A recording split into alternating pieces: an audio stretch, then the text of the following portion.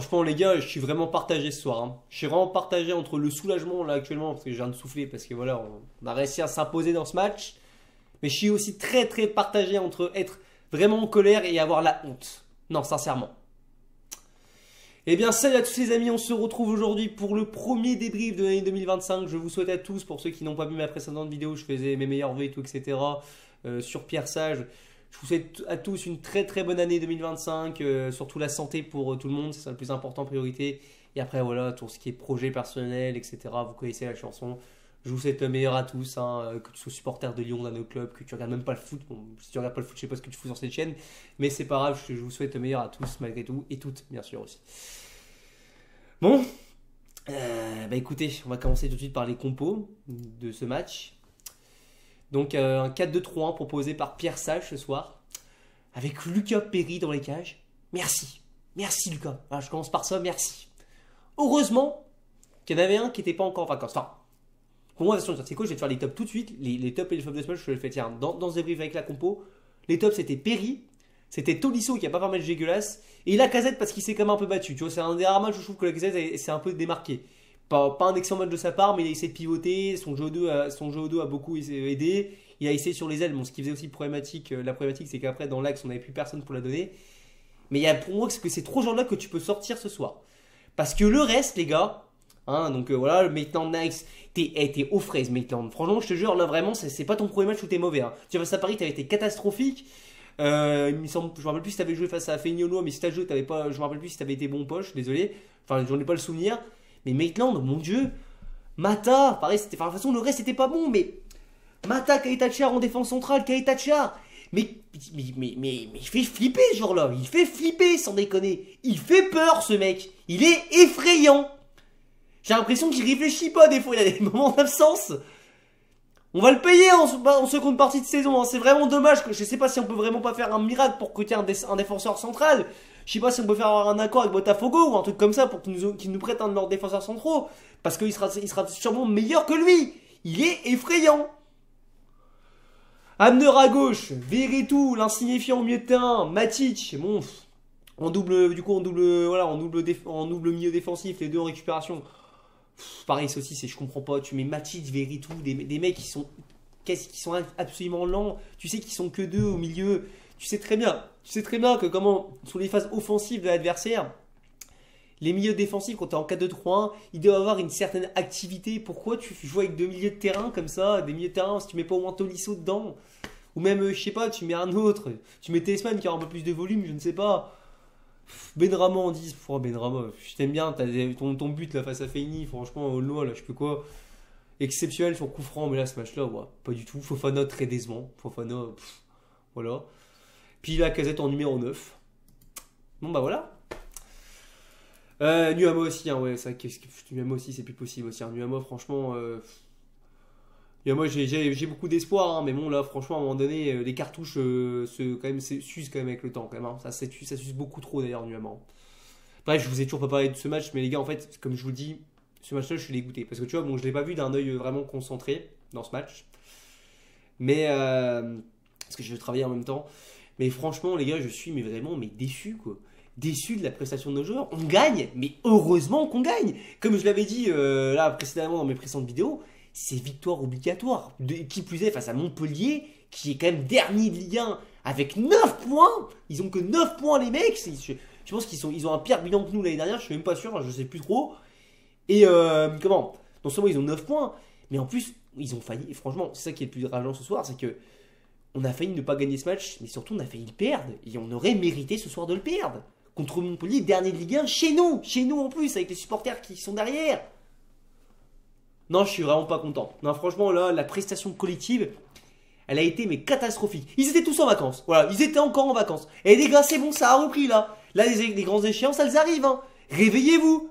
Alors pareil, est-ce que cette compo, excusez-moi, est-ce que cette compo, elle a été mise un peu en avant pour se débarrasser de certains joueurs et valoriser certains joueurs, genre style Nuama ou quoi? J'en sais rien, ou même Benrahma, je sais pas, mais ouais, c'est pas possible, sans déconner. C'est pas possible de faire une telle prestation face à Montpellier, dernier de Ligue 1. Et ils nous ont dominés pendant tout le match.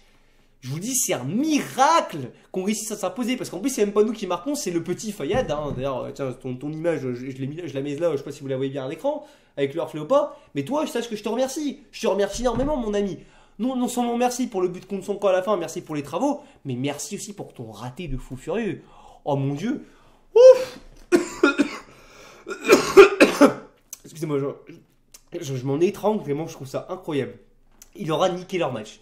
Franchement, je sais pas comment se sentir les supporters montpelliérains après ce match. Je suis désolé pour vous, hein, je commence tout de suite par ça, je suis vraiment désolé.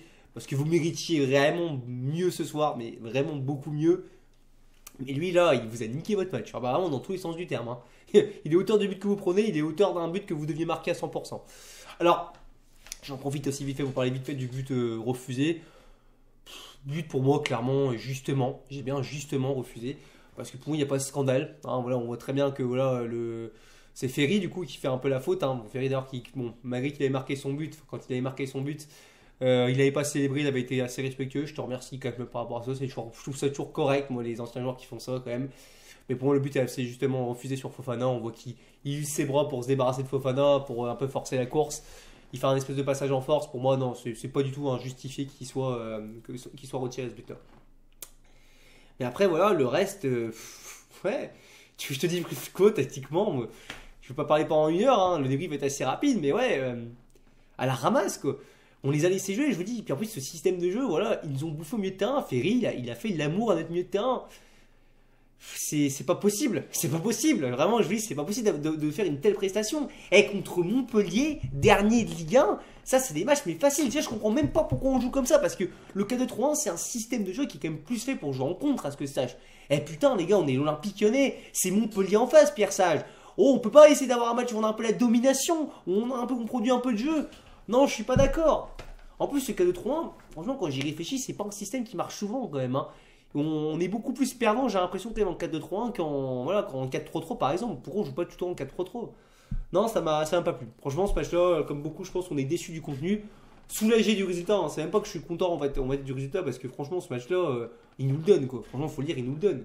T'as le travail de la Lacazette, mais c'est tout. Quoi. Sinon, le but, il est donné. On s'en sort très bien. Hein. Franchement, surtout que quand tu vois que Nice a fait son job, que bon, Lille s'est raté certes, mais bon, ils ont toujours une différence de but au-dessus de la nôtre. Et ça, c'est vraiment dommage aussi, tu vois, pareil, de ne pas avoir été foutu de gagner. Mais moi, je pensais que ce match-là, honnêtement, les gars, on allait gagner 2-3-0, enfin avec 2-3 buts d'écart. Quoi. Non, même pas, non. Tu vois, là, tu grilles un peu une cartouche pour la différence de but. Bon, après, le plus important, c'est de prendre les 3 points. C'est ça qu'on va retenir et il fallait absolument les prendre. Mais ouais, quelle déception, quoi. Putain, sans déconner. Je sais pas, moi, je sais pas. Parce qu'en plus, le pire, c'est que Montpellier a peut-être fait aussi son match, mais ils ont fait leur match seulement parce qu'on leur a permis de le faire. C'est ça le truc, en plus. Si les mecs, ils avaient été un peu plus dominateurs, qu'ils avaient eu plus d'envie, Montpellier, je suis persuadé qu'ils n'existent pas du match. De toute façon, ils n'ont pas 9 points, les gars, pour rien. Faut pas rêver. Le mercato, là, il vient même de commencer. Est-ce que ça, ils n'ont pas eu de grosses recrues? Ils n'ont rien eu, est-ce que ça? Enfin, dites-moi dans les commentaires, peut-être qu'il y a des supporters montpelliérains qui me suivent. Mais c'est la même équipe, il me semble, que l'année dernière. C'est pas normal qu'on galère comme ça. Je suis désolé, les gars. C'est vraiment, c'est honteux. Franchement, je vous dis, j'ai limite honte de gagner ce soir parce que, bon, enfin, j'ai honte. Je prends tous les jours. Hein. Je préfère ça que tu me fais tous les matchs comme ça jusqu'à la fin de saison, qu'on gagne à la fin. Ouais, je prends tout de suite, tu vois. Mais j'ai quand même honte. Je vous dis sincèrement, j'ai quand même sacrément honte de gagner comme ça, de cette manière, surtout face à une équipe comme ça, Lanterne Rouge de Ligue 1, qui est en difficulté. Les mecs, je vous rappelle quand même qu'ils ont pris 4-0 face à une équipe amatrice en Coupe de France. Quoi. 4-0. Même les joueurs amateurs, ils ont réussi à leur mettre un bouillon. Et nous, on n'a pas réussi ce soir. Limite, nous, on a failli perdre face à eux. Match est oublié dans le contenu. Le résultat, on prend. La semaine prochaine, il semble qu'on joue à Brest. On se déplace à Brest. Alors, Brest, attention, hein, Brest, c'est pas Montpellier. Hein. Eux, ils ont beau, en Ligue 1, ils ont beau ils ont beau ne pas être aussi impressionnants en Ligue 1 qu'en Ligue des Champions. Là-bas, les occasions, ils les rateront pas, les Brestois. Chez eux, ils nous joueront. Ils vont jouer Brest. Hein. Ce sera d'ailleurs un premier gros, pas gros test, mais vraiment petit bon test, un bon test, on va dire, pour voilà, voir le niveau de ce Olympique Lyonnais là. Parce que si ce soir, tu prends pas trop pas face à Montpellier, je vous le dis, hein, tes ambitions de Ligue des Champions en fin de saison, elles vont s'écarter. Parce que si tu ne prends pas les 3 points contre des équipes comme ça, à la fin de saison, ça se paye cash. Hein. Ça se paye très, très, très cash. Donc, ouais, je vais pas aller plus loin. Parce que sinon, après, je vais un peu me répéter. Hein. Donc, ouais, comme je le dis, match décevant. Hein. Le top, comme je l'ai dit en début de vidéo. Perry, vraiment Perry impérial. Par contre, Perry, c'est vraiment l'énorme top ce soir. Perry. Du coup, Lacazette, Tolisso, j'ai dit. Tolisso aussi, je trouve qu'il a été aussi assez honorable. Puis les gros flops, alors les flops, je pourrais mettre le reste de l'équipe, mais les gros flops, j'ai envie de mettre vraiment Maitland Nice, que j'ai vraiment pas du tout aimé. Keita Char qui me fait flipper. Fofana, l'entrée de Cherki aussi, j'en ai pas parlé, mais aussi, putain, elle était vraiment pas bonne son entrée Cherki. Hein. Bon, après, tant mieux si ça peut t'aider un peu à te dévaloriser pendant un petit moment et qu'après tu repartes de plus belle. Mais ouais, non, franchement, Benrahma aussi, putain, mon dieu, Benrahma, Nuama aussi. Voilà. Ouais, bref, il y en a trop des flops en fait. Abner aussi, enfin bref, tout le monde n'était pas bon. Euh, donc, ouais. Défaite, enfin voilà, match à oublier dans le contenu, comme je dis. On se retrouvera du coup la semaine prochaine pour le débrief de Brest Olympique Lyonnais, hein, en espérant une victoire de Lyonnais là-bas. Il faut continuer, il faut enchaîner une série, là vraiment. Surtout que là, je dis, à partir de la fin du mois, ça va s'enchaîner très vite avec les matchs de Ligue Europa et les gros matchs aussi en Ligue 1 qui vont arriver, comme Marseille, comme d'autres équipes. Je ne me rappelle plus de tout ce qu'il y a. Donc voilà. N'hésitez pas à donner votre avis, que ce soit en pouce bleu ou en pouce rouge surtout. À me donner votre avis en commentaire aussi, ça m'intéresse énormément. Et nous, bah écoutez, on se retrouve prochainement pour un prochain débrief. Et c'était Tata Noël et allez Noël. Allez, à plus les amis.